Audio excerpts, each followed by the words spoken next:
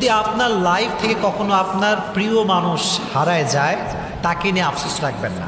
For example, কাউকে আপনি পছন্দ করেন, কাউকে আপনি যে স্ত্রী হিসেবে চান, অথবা কোনো মেয়ে কাউকে হাজব্যান্ড হিসেবে চায়, যদি এরকম কোনো ব্যক্তির যে লাইফ থেকে হারিয়ে যায়, এটা নিয়ে কখনো আফসোস রাখা যাবে? মনে রাখবেন, আপনার লাইফ থেকে যখন কেউ চলে যায়, কেউ হারিয়ে যায়, এটা একজনের সিদ্ধান্ত। তিনি কে?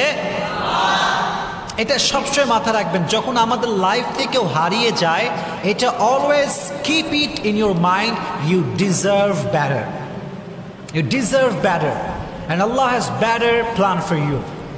অলওয়েজ মাথায় রাখবেন, যখন আমাদের লাইফ থেকে কেউ হারিয়ে যায়, কেউ দূরে সরে যায়, কেউ আমাদের লাইফ থেকে অত্যন্ত দূরে চলে যায়, এটা আমাদের মাথায় রাখা উচিত যে আমি এর চাইতে ভালো ডিজার্ভ করি, বিধায় আমার থেকে নিয়ে গিয়েছে একজন। তিনি কে?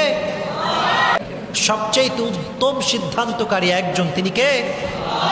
হ্যাঁ, আমাদের যে কাউকে পছন্দ হতেই পারে। অ্যাজ এ ম্যান আমরা, এটা আমাদের ন্যাচার, যে কাউকে দেখলে পছন্দ হতে পারে, কারোর সঙ্গে কথা বললে পছন্দ হতে পারে, অনেকটা আমরা ঘনিষ্ঠ হতে পারি।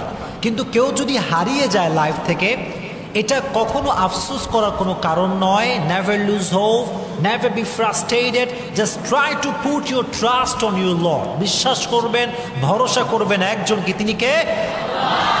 অ্যাটাচমেন্ট খুবই স্বাভাবিক, কিন্তু হারায় গেলে আফসোস রাখা যাবে না। রাজি আছেন ইনশাআল্লাহ?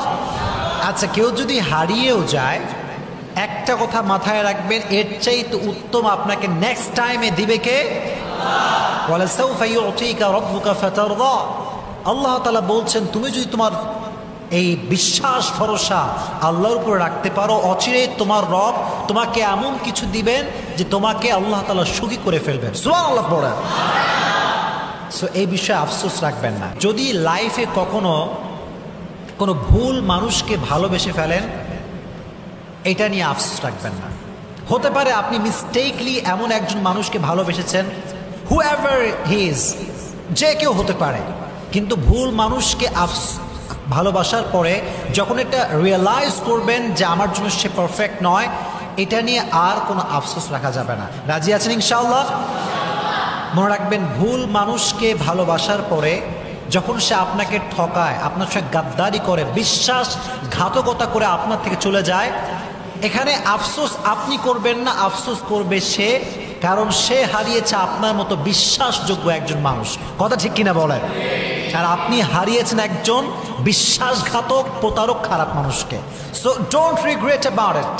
খারাপ মানুষকে, ভুল মানুষকে ভালোবেসে ফেলেছেন এবং এটা রিয়েলাইজ হয়ে গিয়েছে যে আল্লাহ, এটা তো ভালো ছিল না, এটার জন্য আপনি শুকরিয়া আদায় করবেন যে আপনি বুঝতে পেরেছেন। বাকি এটা নিয়ে কোনো প্রকার কোনো আফসোস রাখা যাবে না। রাজি আছেন?